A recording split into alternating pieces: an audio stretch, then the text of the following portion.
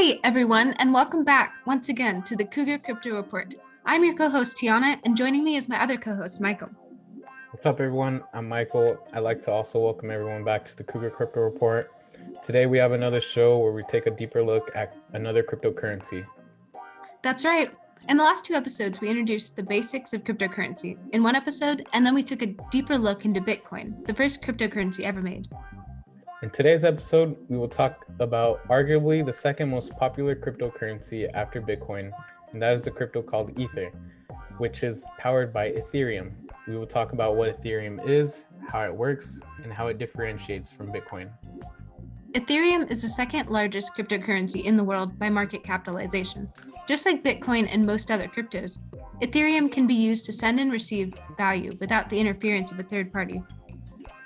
Things can get a little confusing here, but Ethereum is a blockchain-based computing software, and its main use case is value exchange using the Ether token.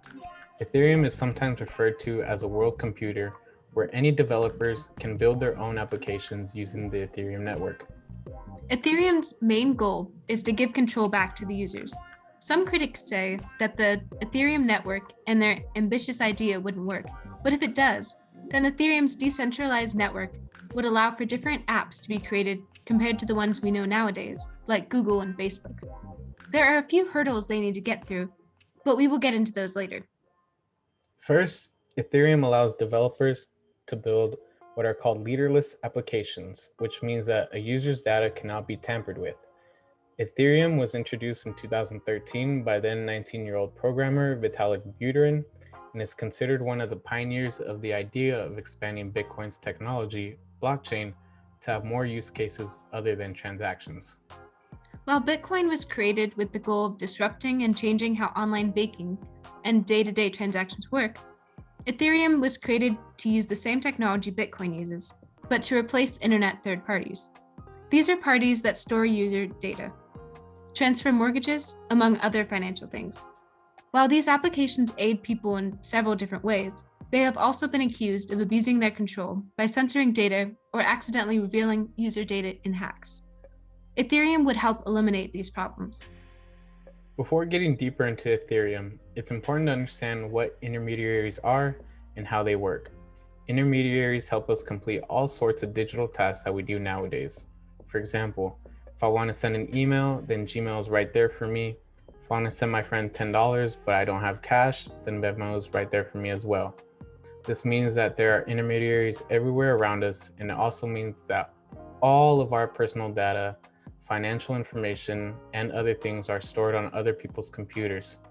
These computers store the people's data on servers that are owned by companies like Facebook, Google, or PayPal. Advocates for decentralization say that this current structure can be problematic as intermediaries can step in and prevent a user from taking any action. This includes preventing users from buying a certain stock or stopping users from posting a certain message on social media. A recent real-life example of this happened a few weeks ago during the whole stock market and GameStop frenzy. Robinhood, a free stock trading app available to investors, recently restricted the trading of certain stocks during the most historic short squeeze in some time. This resulted in the average investor, people like you and me, to miss out on tons of profit. Following the market manipulation by Robinhood, there were over 100,000 negative Google reviews posted by users, which were then deleted by Google themselves. This is yet another example of intermediaries abusing control over their users.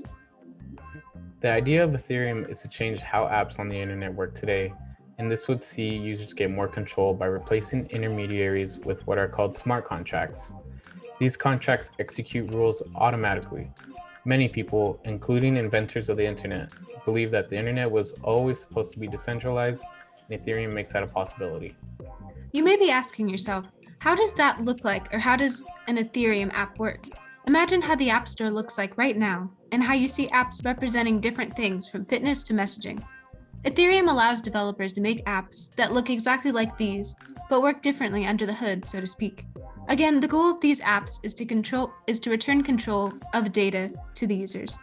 Apps that are built on Ethereum are known as decentralized apps, and users need the Ethereum crypto, Ether, to use these apps. As we said earlier, Ethereum uses the same blockchain technology that Bitcoin uses. However, it adapts the technology to support things other than money uses. The blockchain is an ever-growing decentralized list of transaction records, and every user has access to this. Let's talk more about the smart contracts.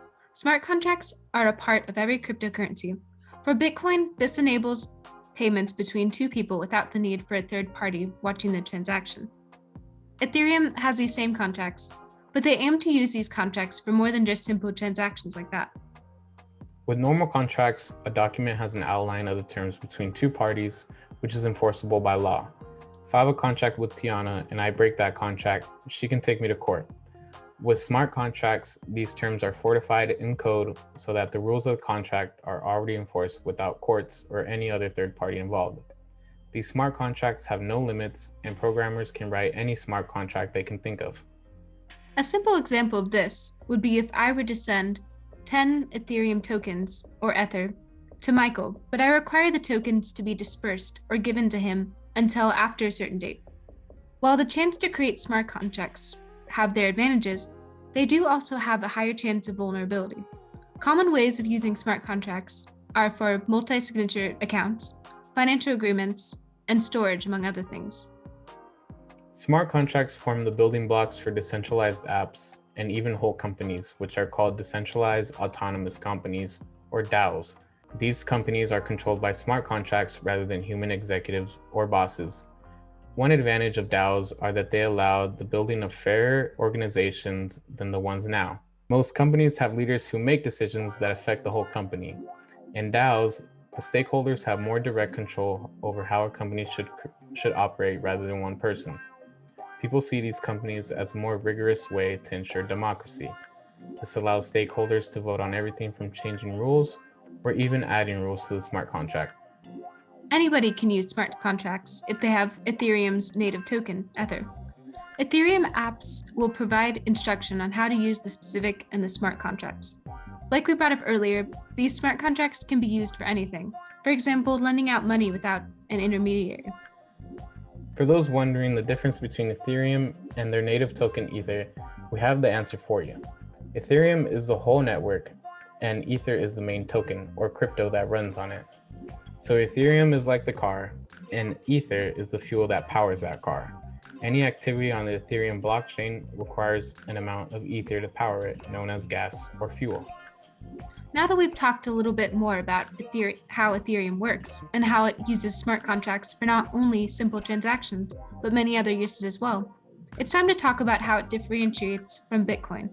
First, although these both use the same blockchain technology and smart contract idea, Ethereum's difference with this is the flexibility they bring to smart contracts.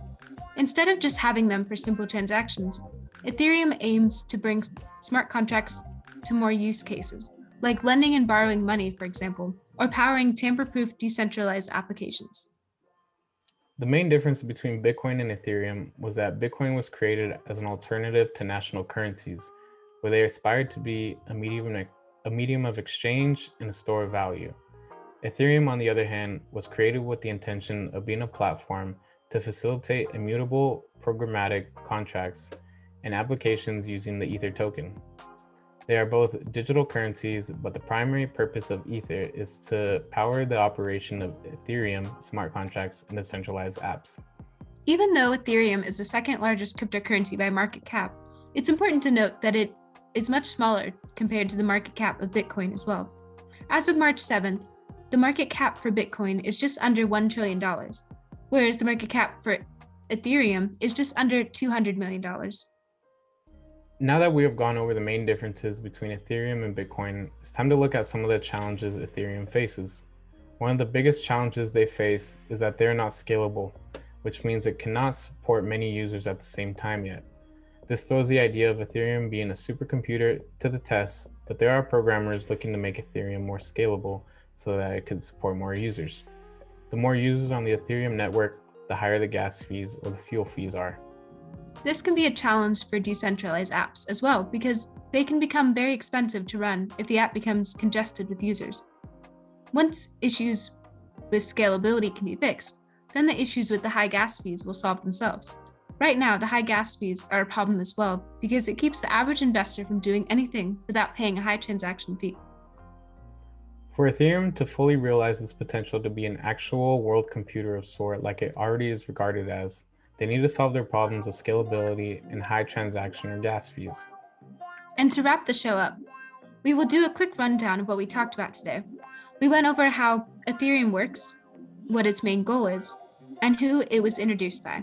We also talked in depth about how Ethereum uses the smart contracts and how they compare to the technology we use today.